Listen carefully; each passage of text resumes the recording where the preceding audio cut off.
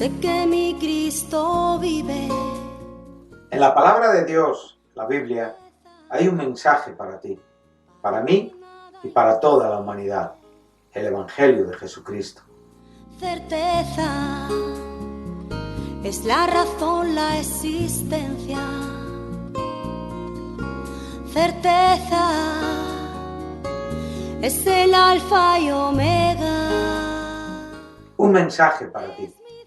Todas las semanas, en este canal de radiodifusión cristiana, Luz a las Naciones, un estudio expositivo de la palabra de Dios, edificando sobre el verdadero fundamento de los apóstoles y profetas, siendo la principal piedra del ángulo Jesucristo mismo.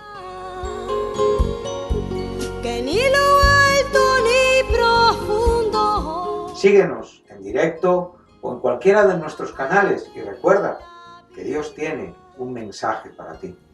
Que Dios os bendiga y edifique a través de su palabra. Amor de Dios, certeza, yo sé que mi Cristo vive. Certeza, para Él no hay nada imposible. Certeza, es la razón, la existencia. Certeza, es el alfa y omega. Es un placer para mí saludar a los oyentes de Radio Luz a las Naciones en nuestro programa semanal de estudio bíblico titulado Un mensaje para ti. Programa desde el cual estudiamos juntos la palabra de Dios y más exactamente en estos últimos tiempos estamos haciendo un estudio expositivo de la primera epístola del apóstol Pablo a los Corintios, la primera escrita de las que se conocen como mayores, que son primera, segunda de Corintios y Romanos, una epístola que fue escrita en el año 55 después de Cristo, en el comienzo de su tercer viaje misionero desde Éfeso, y que fue establecida al final de su segundo viaje misionero después de pasar Atenas, aproximadamente por el año 50 después de Cristo. Hemos podido venir a través del desarrollo del primer y segundo capítulo y hemos alcanzado el versículo 6 del capítulo 2, donde estaremos en este día. En el último programa concluimos con los versículos 4 y 5 del capítulo 2, donde dice el apóstol: y ni mi palabra ni mi predicación fue con palabras persuasivas de humana sabiduría, sino con demostración del Espíritu y de poder, para que vuestra fe no esté fundada en la sabiduría de los hombres, sino en el poder de Dios. Bueno, hemos visto juntos cómo para el apóstol era importante que los creyentes de esta iglesia pudieran hacer una diferencia entre la sabiduría humana y la sabiduría de Dios expresada en la cruz. Ellos habían sido salvados por la sabiduría de Dios, no habían conocido a Dios por medios humanos, y sin embargo parece que ahora empezaban a tener un cierto interés, atracción por poder demostrar humanamente o adornar humanamente la grandeza del mensaje de salvación. Pablo les enseña que deben de recordar y de ver que en sus principios ellos fueron traídos de una condición caída. Qué bueno es para los creyentes tener una constante idea del momento en el que el Señor tuvo a bien anunciarnos su verdad y transformarnos de una condición de muerte en delitos y pecados para traernos a una condición de vida resucitada juntamente con Cristo Jesús. A veces queremos dar más valor a nosotros que al propio Jesucristo que vive y reina en nuestros corazones. A veces pensamos que el mensaje es secundario y que el mensajero debe de tener la relevancia. Es verdad que el mensajero es importante en cuanto a que debe de ser alguien con un testimonio, alguien con una vida ejemplar, alguien que realmente sea conocido por el amor a Jesucristo. Y a la vez también sabemos que ese mensaje forma una unidad con el corazón del mensajero. porque es una palabra que ya se ha sentado y que está produciendo la propia vida que el Espíritu Santo hace que produzca, convirtiéndose en esos ríos de agua viva que salen glorificando a Dios, glorificando a Cristo y enseñando las verdades bíblicas. Y es por eso que es el propio apóstol quien claramente les dice que hay un propósito por el cual fuimos salvados, escogidos, sabiendo que éramos personas que no éramos poderosos, ni sabios, ni nobles, según la carne. Éramos necios, y que realmente Dios tuvo a bien transformarnos, con un fin, un propósito, un objetivo, que nadie se jacte en su presencia. No podemos tener una actitud jactanciosa en la presencia de Dios, porque sabemos que es por la gracia de Dios que estamos en Cristo Jesús, que es Dios quien realmente nos ha dado, tenemos esta posición, y que Cristo fue hecho por la propia gracia del Padre, en favor de nosotros: sabiduría, justificación, santificación y redención. Son 4 sustantivos que están nombrando lo que Cristo es en sí mismo y lo que Cristo ha sido hecho en favor de todos nosotros, con el propósito de que quien se gloríe. Y aquí tenemos un eco de un texto del Antiguo Testamento que estamos viendo que Pablo usa constantemente el Antiguo Testamento para generar paralelismos que realmente potencian, complementan las verdades que él está enseñando, porque él no está inventando verdades, sino que está hablando inspiradamente y usando la propia Biblia que tenía Pablo entre manos, que era el Antiguo Testamento, más exactamente la Septuaginta. Entonces él trae un recuerdo y trae a colación ese texto de Jeremías 9:24, donde dice: no se alabe el sabio en su sabiduría, ni el rico en sus riquezas, ni el valiente en su valentía. Alabes en esto. O sea, si hay una razón por la que podemos estar contentos, si hay una razón por la que, como decía el apóstol, esta es mi gloria, si hay alguna razón por la que podemos sentir, y si se me permite la expresión, un orgullo santo en nuestros corazones, es porque realmente, como dice Jeremías, alabes en esto, en conocerme, en conocer a Dios, en entender a Dios, en saber quién es Dios, en tener constantemente y delante de nuestros ojos esta gracia bendita que nos salvó. Tener constantemente y delante de nuestros ojos esta gracia bendita que opera y vive en nosotros. Tener delante de nosotros este misterio que claramente escondido antes de los siglos fue revelado hoy por amor a nosotros. Y en virtud de esta claridad expuesta, es el propio apóstol quien dice: yo cuando llegué a vosotros, cuando de Atenas pasé a Corinto, entonces realmente no me propuse otra cosa, no fui con un alarde de palabras de humana sabiduría, de palabras que realmente tuvieran una superioridad en cuanto a lo que yo trato de mostrar delante de vosotros. Él claramente entiende que esta excelencia de palabras o esta sabiduría humana no es la que porta la verdad de Dios. Ella nos ha enseñado, usando el propio Antiguo Testamento, en el verso 19, diciendo: destruiré la sabiduría de los sabios y desecharé el entendimiento de los entendidos, usando Isaías 29:14, Isaías 33:18 posteriormente, diciendo: ¿dónde está el sabio? ¿Dónde está el escriba? ¿Y dónde está el disputador de este siglo? ¿No ha enloquecido Dios la sabiduría del mundo? Enseñándonos que por medio de esta sabiduría el mundo no ha podido conocer a Dios. Y esto va ahora a seguir desarrollándolo a partir del versículo 6, donde estaremos un rato en esta mañana. Pablo rehusó, se propuso no saber otra cosa que a Cristo y a este crucificado. Esto forma un paralelismo perfecto, y podemos usar el texto que el apóstol dice a los Gálatas en el capítulo 3, donde claramente dice: ¿quién Os fascinó para no obedecer a la verdad vosotros, ante cuyos ojos Jesucristo fue presentado claramente como crucificado. Hemos visto la importancia de esta expresión, de este verbo. Crucificado no es ni un adjetivo ni un sustantivo, es un verbo. Y nos está hablando de Cristo hoy, de su condición hoy, sentado a la diestra del Padre, siendo el primer hombre glorificado y teniendo todavía y portando y exhibiendo las heridas de la cruz, sus insignias evidentemente de honra y gloria, esa gloria que vendría tras esos sufrimientos, coronado de honor y de gloria en virtud de esa muerte que gustó por la gracia de Dios en favor de todos nosotros. A la vez también nos muestra que esa crucifixión en primer término o por la razón primera en importancia era la voluntad del Padre. El Padre estaba entregando al Hijo a la cruz.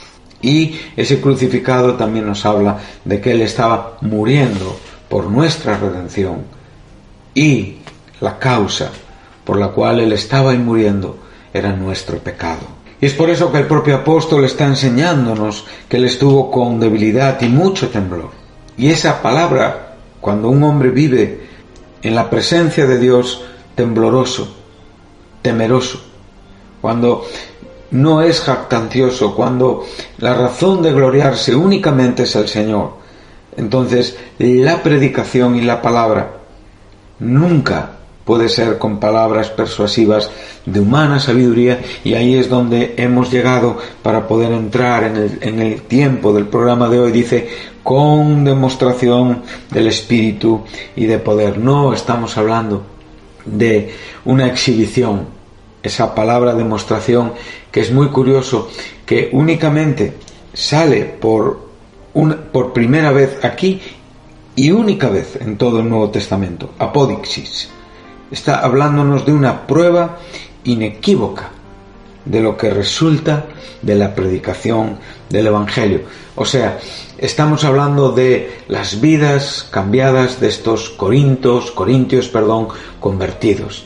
También estamos hablando de las propias señales que el apóstol en su predicación acompañaba. Dios le acompañaba también con señales de sanidad, manifestaciones milagrosas que mostraban que este Evangelio realmente era una demostración del Espíritu y de poder.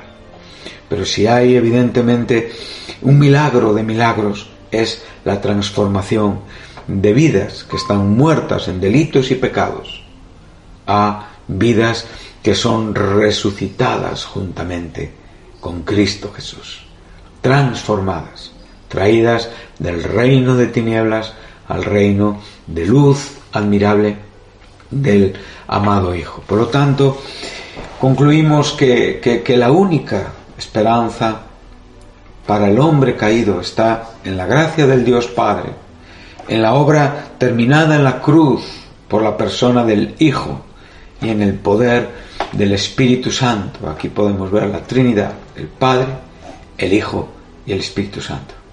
O sea, podríamos decir, Dios es la base verdadera y única para la salvación.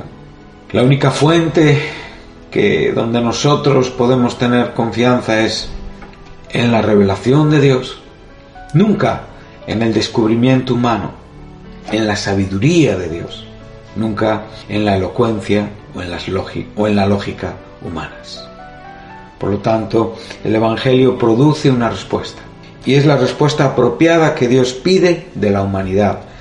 Dios solamente contempla la genuina respuesta en el arrepentimiento, la fe, la obediencia y la perseverancia, que son las claves del hombre que es transformado y las claves, evidentemente, de lo que es la vida eterna. Con el propósito de que la fe de los creyentes de Corinto, como el propósito de la programación de Radio Luz a las Naciones, es que las personas que nos escuchen no nos alaben a nosotros por hacer un buen programa. Agradecemos de verdad que se nos diga que hacemos las cosas bien, o que mínimo tratamos de hacer las cosas bien. No siempre lo conseguimos, pero esto es una cosa, pero otra cosa es que realmente seamos nosotros el objeto de la admiración. Entonces nuestros oyentes, lo que nosotros realmente estamos deseando es que su fe realmente no esté fundada. La Biblia de las Américas dice para que la fe de los creyentes no descanse, no sea en la sabiduría de los hombres, sino en el poder de Dios. Aquí la palabra descanse en el literal es sea, para que no sea en la sabiduría de los hombres, sino en el poder de Dios. Bueno, ahora vamos a llegar al versículo 6 y vamos a leer un poquito del contexto que ahora continuaremos estudiando. Dice: sin embargo, hablamos sabiduría entre los que han alcanzado madurez, y sabiduría no de este siglo, ni de los príncipes de este siglo que perecen.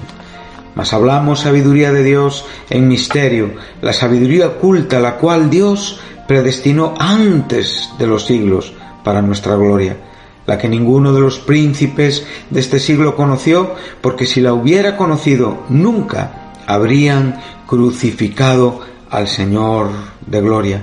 Antes bien, como está escrito, cosas que ojo no vio, ni oído yo, ni han subido en corazón de hombre, son las que Dios ha preparado para los que le aman.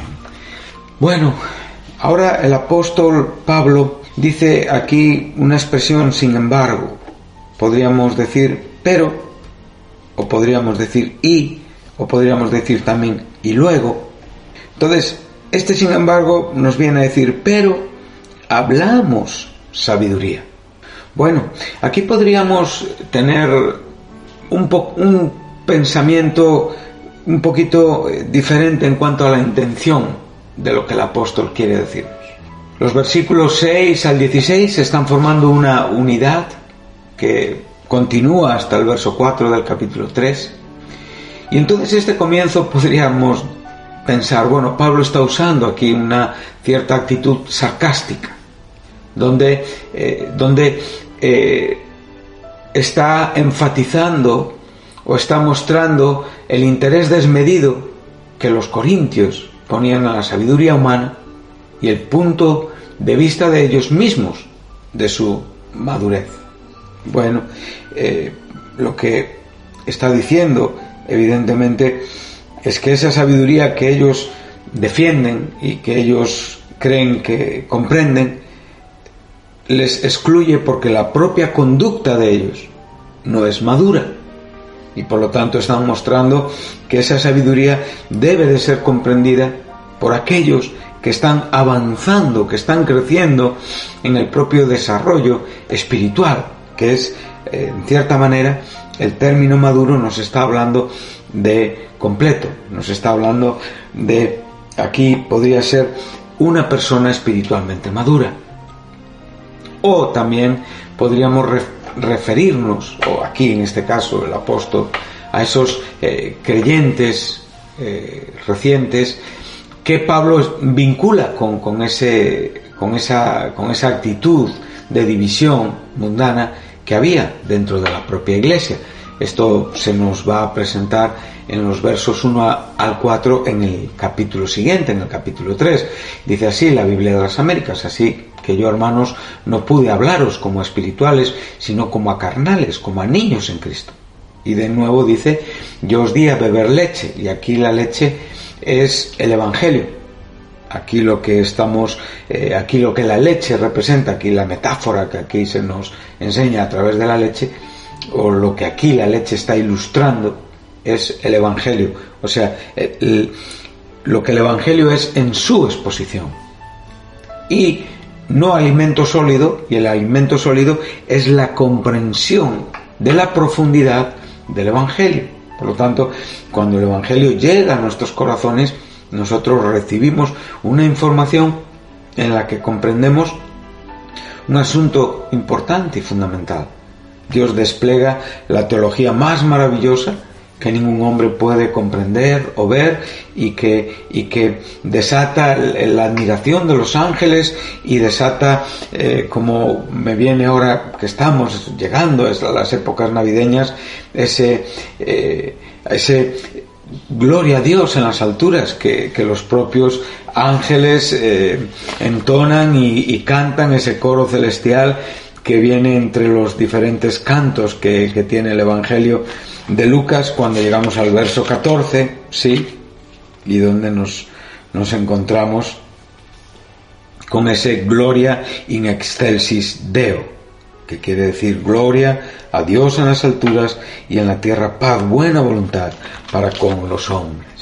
Por lo tanto, cuando el Evangelio llega por primera vez a nuestro corazón, nosotros no sabemos nada de teología, no sabemos ordenar los libros de la Biblia, no entendemos de doctrina fundamental, no sabemos diferenciar los diferentes temas que la Escritura nos enseña. Sencillamente comprendemos una verdad central y fundamental, que somos pecadores y que Cristo en la cruz del Calvario expresa la sabiduría de Dios para nuestra salvación. Pero eso es el comienzo, aunque es un todo, y todo lo que va a ser después depende de ese comienzo, y lo que vamos a entender tiene que ver con la profundidad de esta verdad.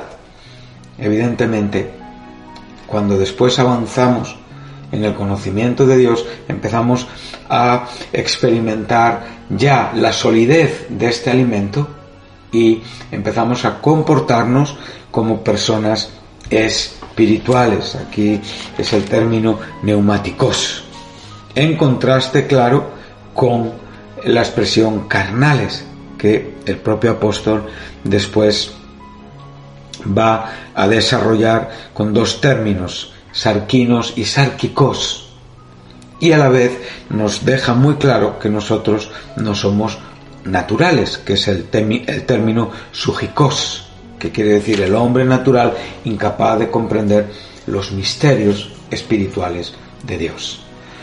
Por lo tanto, ahora Pablo está ya mostrándoles una condición en base a la propia actitud que ellos están desarrollando. Esa mundanalidad, ese espíritu de división que ellos están manifestando, muestra que tienen que beber todavía leche y no alimento sólido, porque no tienen una condición para recibirlo. En verdad, ni aún ahora podéis. Observa que les está llevando al momento en el que ellos, cuando creen por primera vez, todavía no podían comprender. Más adelante tenían que beber la leche, pues para el momento en el que Pablo les está escribiendo, después de haber transcurrido un tiempo de su propio cristianismo, todavía tienen que beber la leche. Entonces, aquí tenemos que entender que cuando aquí se nos está enseñando la metáfora de la leche, no tiene que ver con lo que se nos enseña, lo que nos enseña el propio apóstol Pedro cuando está diciendo que nosotros tenemos que mantenernos en la leche no adulterada. ¿Sí? Esto aquí está hablando de la leche como en un sentido positivo. Nosotros, como niños recién nacidos, y aquí está hablando en un sentido positivo, deseamos esa leche espiritual no adulterada y por ella crecemos para la salvación. O sea, aquí tenemos esta idea, pero los corintios realmente no, lo que es la leche les está hablando de tener que ir para atrás con ellos, porque ellos no habían avanzado, no tenían comportamiento espiritual, y por lo tanto tenía que tratarles no ya como hombres naturales, sino como hombres carnales. Todavía sois carnales, pues habiendo celos y contiendas entre vosotros, no sois carnales y andáis como hombres. Esta frase es tremenda, nos ocuparemos de ella más adelante cuando lleguemos ahí, pero sencillamente les está diciendo: os llamáis creyentes y sin embargo andáis como cualquier hombre irregenerado. Y va a explicar y dice, porque cuando uno dice yo soy de Pablo y otro yo soy de Apolos, ¿no sois simplemente hombres? Bueno, estas cosas tienen que hacernos pensar hermanos. Nosotros tenemos que tener siempre una mirada introspectiva hacia dentro de nosotros mismos. Tenemos que tener una mirada retrospectiva al momento de esa gracia donde fuimos transformados y a la vez una mirada prospectiva hacia adelante para realmente ver la gloria y la esperanza que tenemos y evidentemente que nos espera en el glorioso día futuro de Jesucristo. Entonces debemos de evitar esa división, debemos de evitar, como digo, un énfasis desmedido en la sabiduría humana, porque es contradictoria, contraproducente y destruye, en muchos casos vacía del poder el mensaje elemental del Evangelio, que es la cruz de Jesucristo.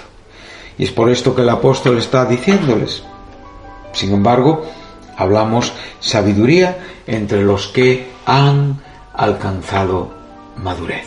Entonces tenemos lo que el apóstol nos quiere enseñar.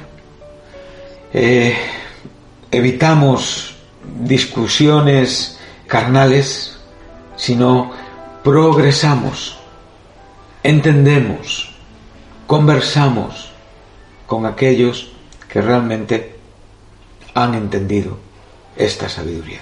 Me gusta mucho un comentario que hace una explicación usando una ilustración y dice: no discutimos de gramática con un analfabeto, ni de política con un primitivo, ni de problemas conyugales con un niño. Es lo que está diciendo en palabras sencillas el propio apóstol. En cuanto a lo que se refiere a la vida espiritual, solamente puede ser parte del diálogo con aquellos que la han alcanzado. Si tuviéramos que hablar de amor, hablaríamos con enamorados. De la vida matrimonial, con casados. Del mismo modo, solo quienes sienten este amor y la comunión con Cristo pueden entender esta sabiduría.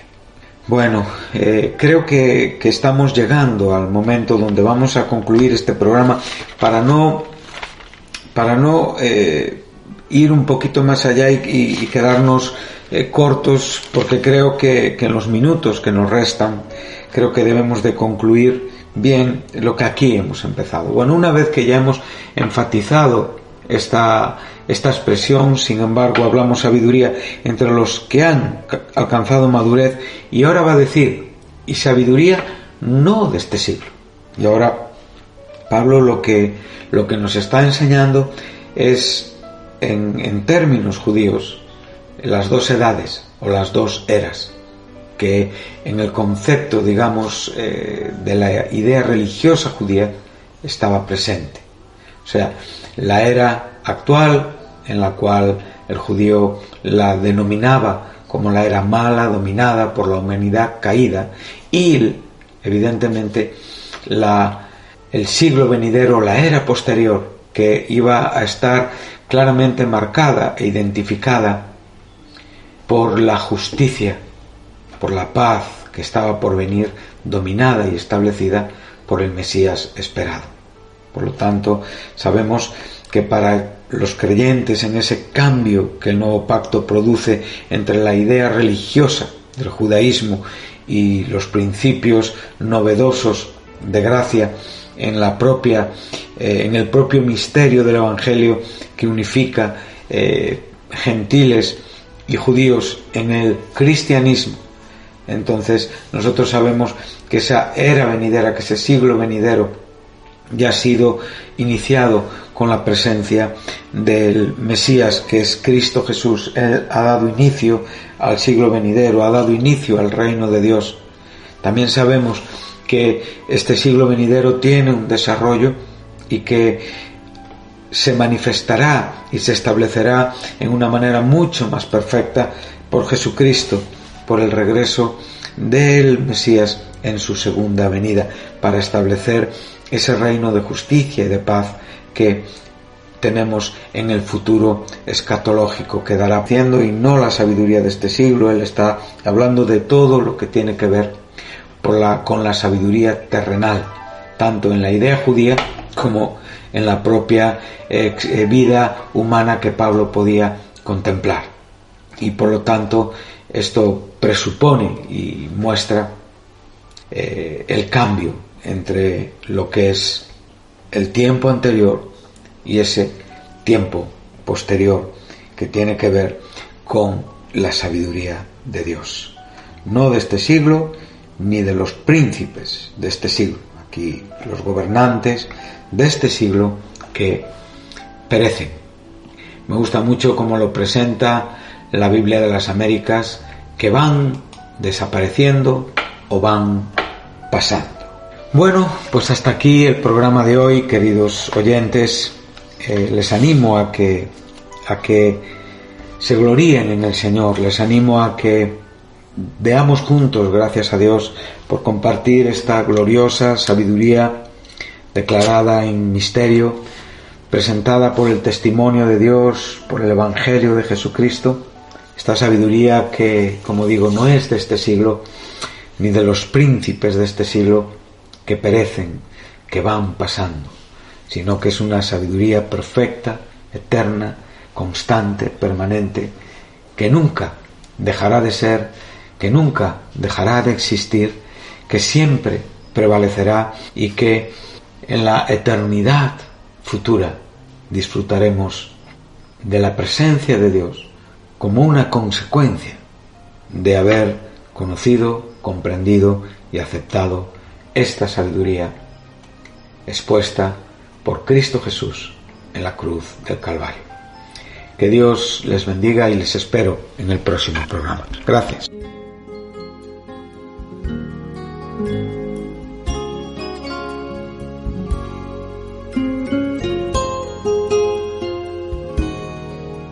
Certeza, yo sé que mi Cristo vive.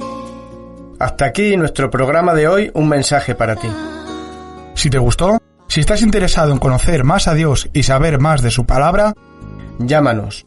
968-117-107 es el teléfono de Radio Luz a las Naciones. Si no tienes una Biblia y quieres conseguir una, te enviaremos sin compromiso un ejemplar de la misma. Puedes descargar este programa o volver a escucharlo en la página web de Radio Luz a las Naciones, www.fmradioluz.com. Recuerda, Cristo está cerca. Todos los sábados hay un mensaje para ti. No te lo pierdas. Que ni lo alto ni profundo, ni la muerte ni la vida podrán separarnos